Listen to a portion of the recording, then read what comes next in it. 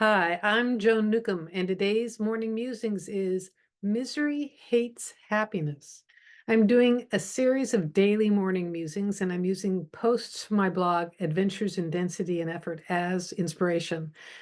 Now, I wrote these posts a while back, and the world has changed so much since then that if I encounter anything as I'm reading that needs updating, I will interrupt myself and give you the most recent information. If necessary, at the end, I'll give a summary of the topic based on what's going on in the world today. Also have some special offers, so stay tuned to the end to see what they are. Misery hates happiness. I was inspired for this article by a woman's story who was married to an alcoholic. After years of being on a roller coaster ride with him, she realized it was okay for her to be happy, even if he was not. Did her happiness take away from his misery? Certainly not. Would her being miserable help him with his disease? Hardly. As an empath, I often feel others' emotions, but I often won't know where those emotions are coming from. Sometimes it's someone close to me, and then sometimes it's someone who lives 3,000 or even 6,000 miles away, or someone I've not spoken to in years. That's different than feeling that just because everyone around me is unhappy, I have to be unhappy too. That's like jumping down a well to save someone from drowning, rather than throwing them a rope. Two people stuck in a well is not a solution to a problem. One theory is that we learn to match others' unhappiness when we're children. Children are naturally bright and joyful, and this can be very uncomfortable to someone who's depressed or miserable. It's like shining a bright light into a darkened room. It hurts the eyes of people who've been sitting there not opening their own window shades. Children learn to tone themselves down or get toned down by others. Another analogy I've used is two crabs in a bucket. If you put one crab in a bucket, it will scuttle out. But if you put two in, they'll stay trapped because they'll keep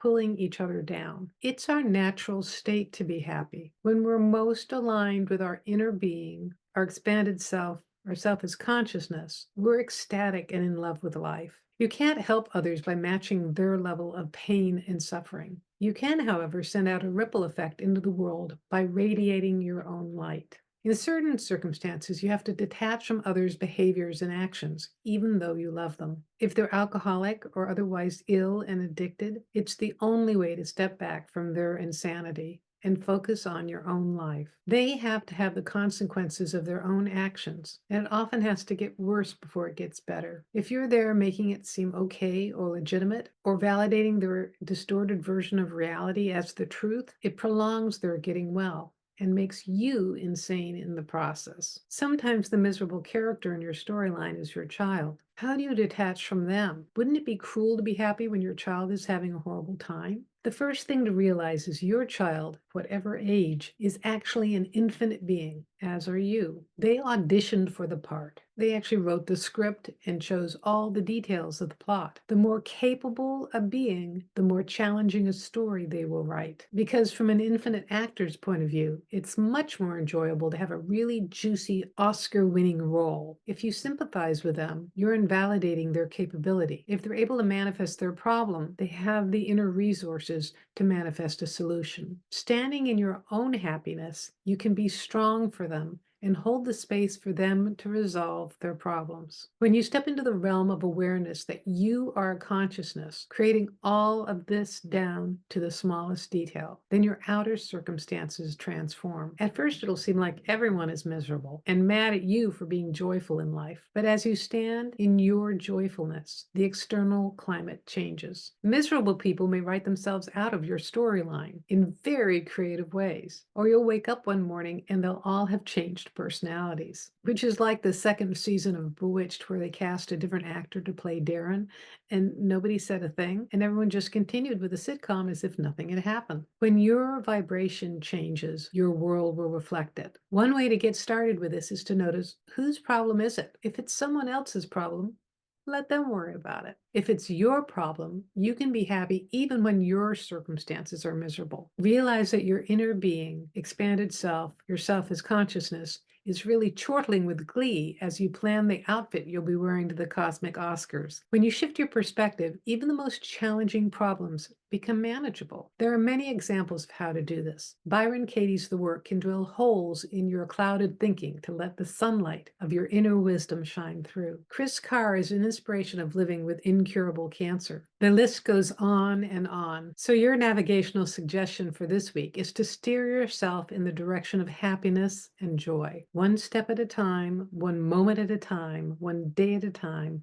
Choose to go towards light rather than shadow. Choose the better feeling thought. And try this for a week and see what happens.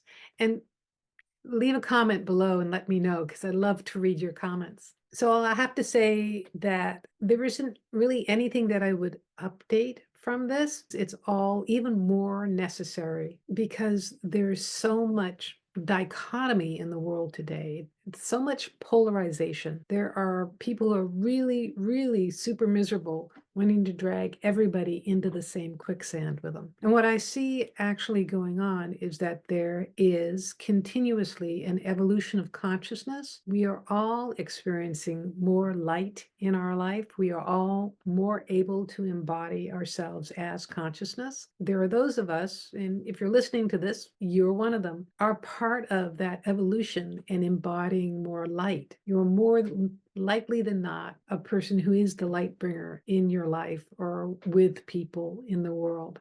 Those of us who are like that are more attracted to the light, and we go towards the light and we want to shine a light for everyone else. And there are also people who are natural healers and want to create a safe place for all of us to grow and change. And then there are those of us who have been trying to create stability for so long that they have just become cemented in an artificial reality, in not even what was really the past, but belief systems that are restrictive, not conducive for expansion. So I would say have compassion for those people who are really miserable, really unhappy, really stuck, and wanting to bring you down with them. Because even though they are expanded beings, the pain that they're feeling is real to them. And still, you don't have to jump in the mud pit with them.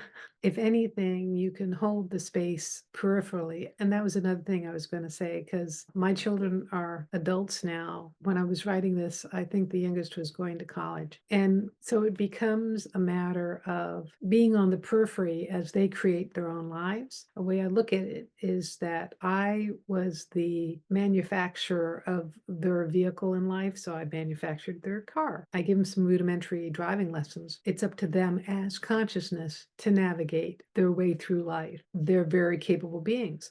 I had no idea. It's maybe not the scenic route that I would have chosen for them, but I also don't know what the story plot of their documentary is. So there's a way that you can love your loved ones, and you can hold space and keep the communication open and maintain your own sanity, and even be happy when they're not. So if you like these videos, please click on the like button, and also please subscribe, because when you do that, it sends a message to YouTube to share this with more people and get this information out where it's really needed in the world today. And if you'd like a free sample of one of my consciousness techniques, click on the link below to the skybox technique. It'll give you an expanded viewpoint of your life and often provide insight and answers to questions that you're seeking. If you want to know more, I have a self-study course called Manifesting Money and Miracles.